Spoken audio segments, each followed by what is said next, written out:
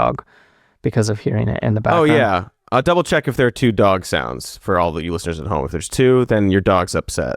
I propose a drinking game or any kind of a game. You don't have to drink if you don't drink, but if can you it be hear coffee? Margaret's dog, take a shot of coffee. Let's not.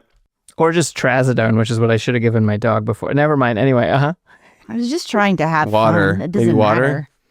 Yeah. But yeah, no, I don't know. Take a shot of water. In answer to the question of how I'm doing, it is a very strange time to be alive, period. Being a trans girl on top of it is kind of complicated, but it's also, I don't know, I'm really good at finding the things that I'm like, hey, exciting things are happening, so mostly bad things, but some exciting things. Yeah, you gotta dig in there and find some good stuff. You've got books. You've got your whole book career to focus on too. It's very, have you seen the meme of like the dog in the house on fire where it's like, I have a book coming out instead of this is fine. No, but I laughed anyway. That's good. Yeah, that's how I'm feeling right now. I'm not quite in like promotion cycle. I'm in between the Kickstarter and the release. So I have a couple months where I don't have to talk about it all the time, but I'm very like, the world's ending. Buy my book. I don't know. Do whatever you want. So if you are stressed right now at this moment in time, get one of those. Yeah. A book career. Get a book career. Or just a book. A book to pick up a book. just read. Get a book career. Also, books are sort of bulletproof. Books have dual purpose. They're vaguely bulletproof. This is not medical advice. Don't go to your rally and you strap books to your chest. But you could. Yeah, don't rely on it. Don't rely on it. I would put a bulletproof vest underneath it just in case, but Yeah. it's not a bad idea, Margaret. Write a little All book right. on it. You know what is a bad idea? Talking about the news. Surely something about tariffs, but whether it's to all of it. There's so many different ways you could be silly with tariffs, and we're just doing Insider all of them. trading, perhaps. Yeah. Jonathan, what's the update? Because boy, have we been on a whirlwind. One day everything's down, one day everything's up, and people are gloating, and then the next day, oh my gosh, it's down again. Yeah, you don't know whether you're coming or going. On Wednesday afternoon, Donald Trump somewhat reversed immense tariffs he had put on every country. He announced a 90-day pause. Yes, Cody. Sorry, just before we actually get into like the story in the news, I should point out we have an episode of some more news that came out yesterday. It's called In This Economy, and it was written after the election about like, here's what people don't understand about the economy. Here's why people think like the economy is going bad when all these like the numbers go up, and like it sort of talks about like people's feelings about the economy and maybe the economy isn't actually working for people, all this sort of stuff. And we filmed that on Liberation Day. Yeah, we sure did. And so in the edit, we're like, I guess we got to like update all these like graphics, maybe put a disclaimer up that says like, by the way, we wrote this before all the tariffs went into place and did all this stuff. So we tried to update it. And then it was that episode with the disclaimer was released on the day that the tariffs were paused. Yep.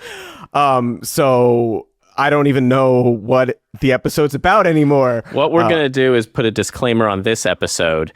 This episode was recorded and researched before whatever happens around Thursday at 1 p.m. Pacific happens, and thus you should keep that in mind, the understanding that this will happen and impact other things, and then by the time you listen to it, it will be updated further. I really thought adding an extra episode of the podcast a week would help, but it doesn't. It doesn't. No. It just happens every day.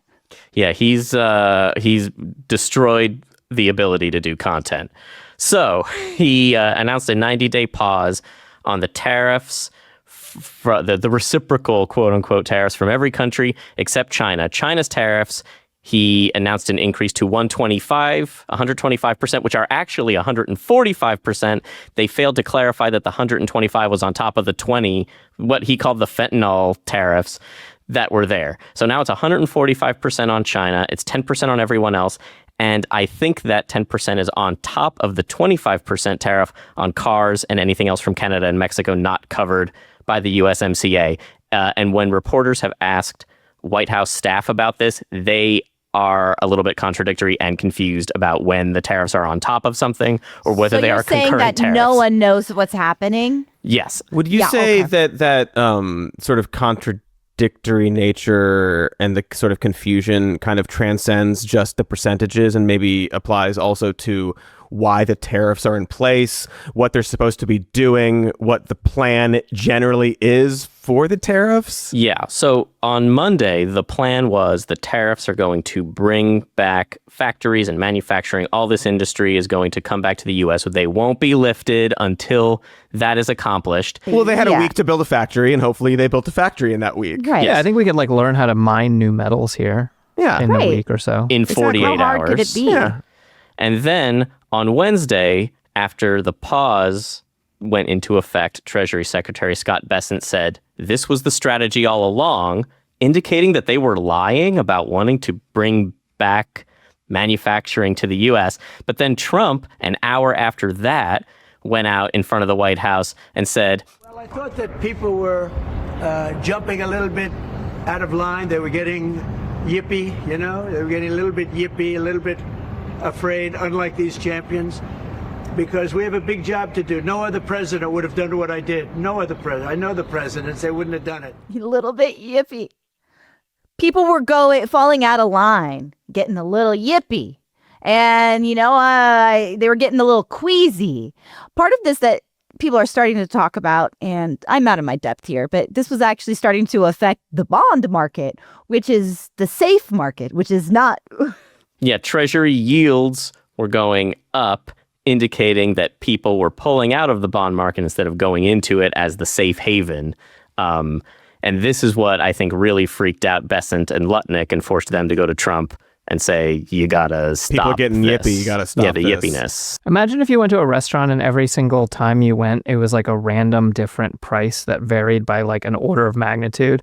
And you're just like, you would just stop going to that restaurant. Imagine trying to do trade with the US where if you buy on Tuesday, it's one thing. And if you buy on Wednesday, it's completely like, And they're just like, we just want peanut butter. Is it $4 or $400? Well, it applies also not just to trade, it's like all politics now. It's like how do you deal with the United States when everything changes in 24 hours, 12 hours?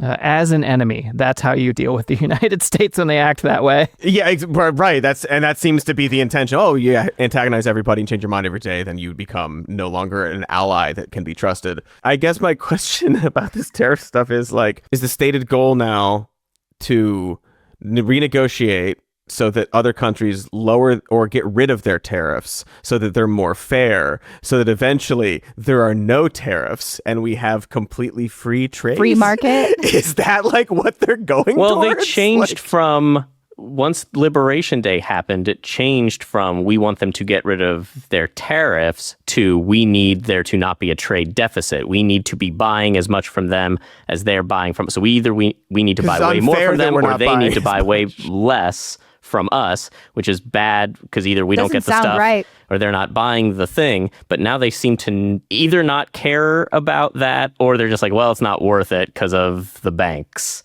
The rich people got too mad. We could deal with rich people getting a little bit mad at us, but too mad rich people, no good for us. There's, I guess, a world where we're duped. I mean, we've been duped a lot. People keep getting duped left and right. But, oh, okay, so he's reversing it. Big man's reversing these tariffs. Everybody celebrates. He can admit his mistakes. Also, tweets.